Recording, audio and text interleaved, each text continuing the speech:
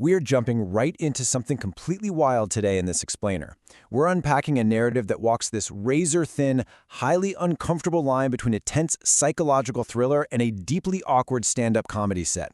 We're taking a deep dive into an incredibly dark, unconventional character study drawn directly from a series of written letters and audio transcripts. We're calling it The Broken Hand Chronicles. So buckle up because we are dropping straight into the deep end of a very unique and frankly, very troubled creative mind. I'd love to make you laugh the rest of my life, but for now I need to find a way to make others laugh. Now, if you just read that on paper, it sounds exactly like a line from some quirky romantic comedy, right? Well, the context completely shatters that illusion. This is David. He's our deeply flawed protagonist, and he's speaking to a woman named Grace.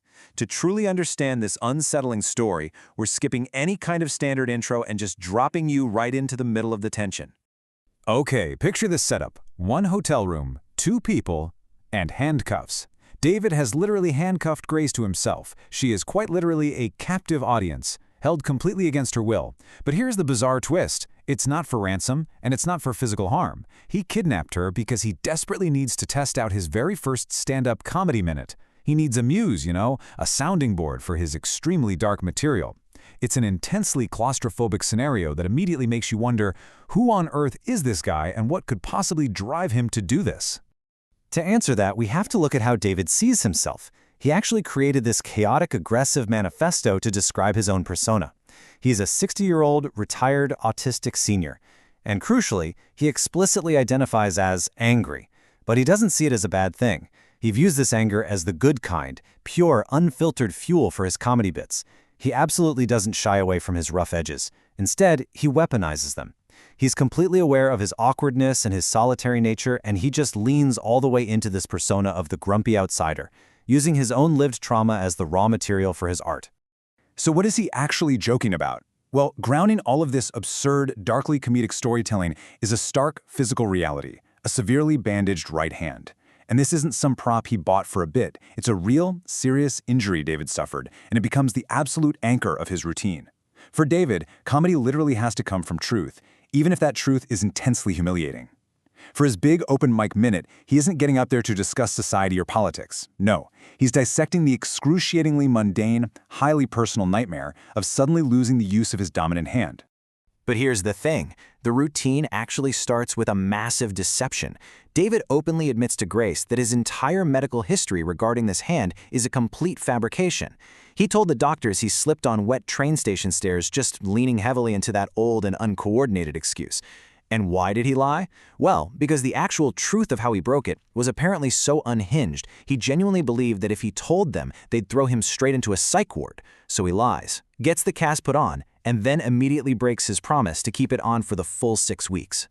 This injury sets up a really bizarre dynamic that David turns into some deadpan physical comedy. He creates this tragic contrast between his two hands. On one side, his dominant right hand is fully capable, but now trapped in a cast, making the wrist completely unbendable. And his left hand? David bluntly calls it an idiot.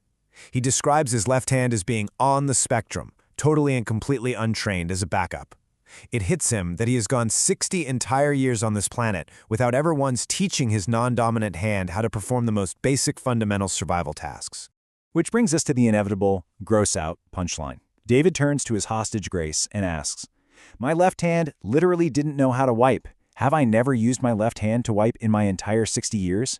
He recounts the sheer failure of relying on this idiot left hand, which, according to him, simply did not understand the physical concept of wiping and just grabbed at everything. It's this intensely vulnerable, universally horrifying, and deeply embarrassing human moment that he just forces right into the spotlight. Now, because David is a highly analytical thinker, he doesn't just give up. He devises a strict, mechanical, step-by-step solution to overcome his unbendable wrist. Step 1, he has to grip the paper with just the 3 weak fingers sticking out of his cast. Step 2, stand up completely to change his physical angle of approach. And Step 3, execute a stiff-armed wipe without bending the wrist even a fraction of an inch. And get this, he literally acts this entire maneuver out in the hotel room for Grace, treating a bathroom struggle with the absolute seriousness of a complex physics equation. As you might guess, the aftermath was a total disaster.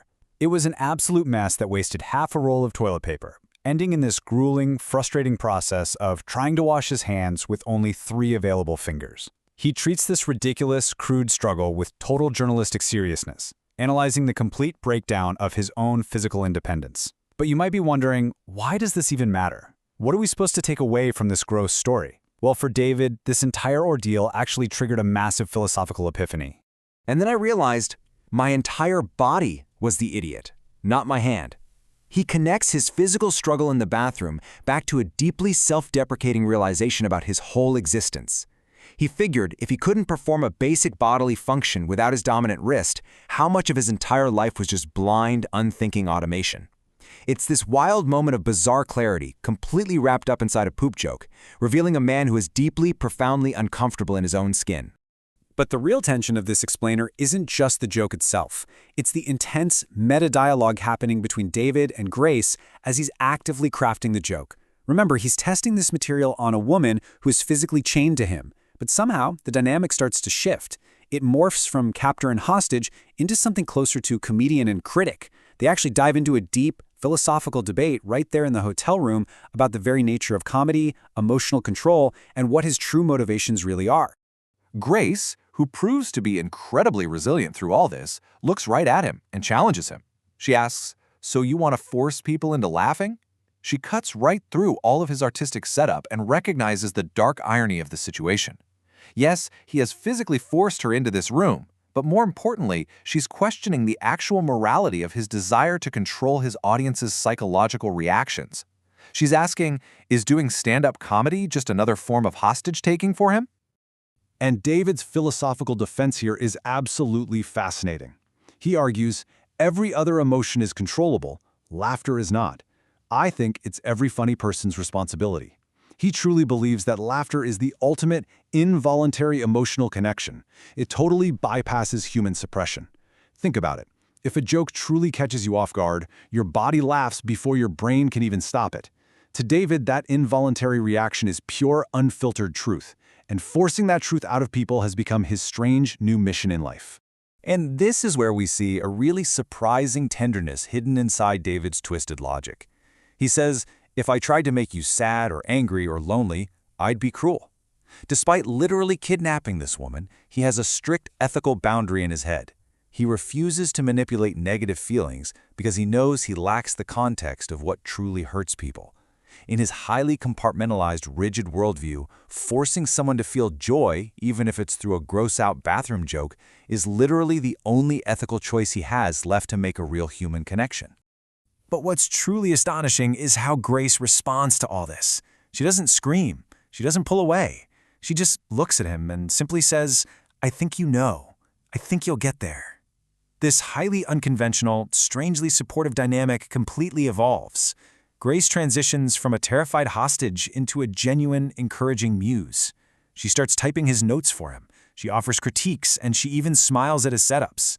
She somehow sees past the handcuffs, recognizing a profoundly lonely man who is just desperately trying to communicate with the world. All of this leaves us with one incredibly provocative question.